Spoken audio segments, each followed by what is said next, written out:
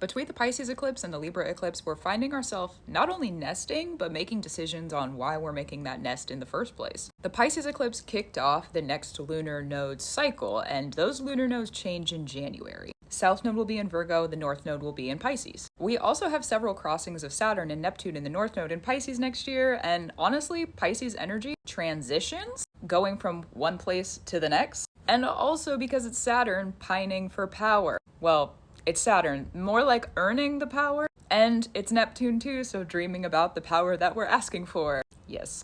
In this moment between these eclipses, we're deciding from everything that we've been through over the previous year and a half, and really a lot longer than that because Venus is going to be in Scorpio for the Libra eclipse, and the Scorpio South node was right before the Libra South node, so this is actually an accumulation of several different years of interpersonal work and power struggles and power gains. Now that we're in the process of balancing the scales, not just in the process, but like the consecration of the scales have been balanced and justice is coming through for both me and you, okay, thankfully. Where in the next few years is going to be justice for you, not just right now. And because we are looking into the future that far currently, we're also creating the nests that we need. Super duper mother energy. We're creating the nest that we need to receive that direction and those transitions. With Saturn still being in Pisces and all of the Saturn, Neptune, North Node stuff that's happening next year, we're gonna be asked to get out of our comfort zones in those transitions and earning those seats of power for ourselves. So something to lean back on would be your practices with food, anything Virgo related, also working out, your 6th house placements, Virgo placements, your Mercury in your chart also. Next year, those are going to get a little bit easier. If you have any of the 6th house with Pisces or with Mercury in Pisces,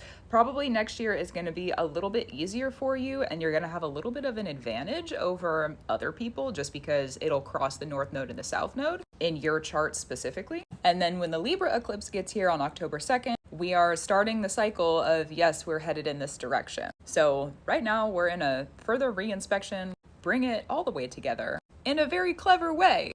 Also direct, so that we can move forward without having to continue to reinspect. Because once Saturn and Neptune get to the end of that Pisces transit next year, the transition will be through. We're done. Both on a spiritual level, on a hierarchical level. So there's a lot of transitions within hierarchies, especially when it comes to spiritual practices. So if you're someone who has been going through an initiation or some form of initiatory experience, more than likely the consecration is happening like in this season, but the finalization of the reason for that consecration of initiation, not only will it be revealed sometime next year, but you're headed in that direction that you are thinking about going in and nesting for yourself right now, so that those consecrations of initiation can be what you're asking for and not necessarily what the spirits or other people have asked of you. So keep doing what you need to do. Keep up your brew. I have been extra heavy resting as I have been nesting. I'm also feeling more back to myself. So I hope that you are doing well with this energy that's happening right now.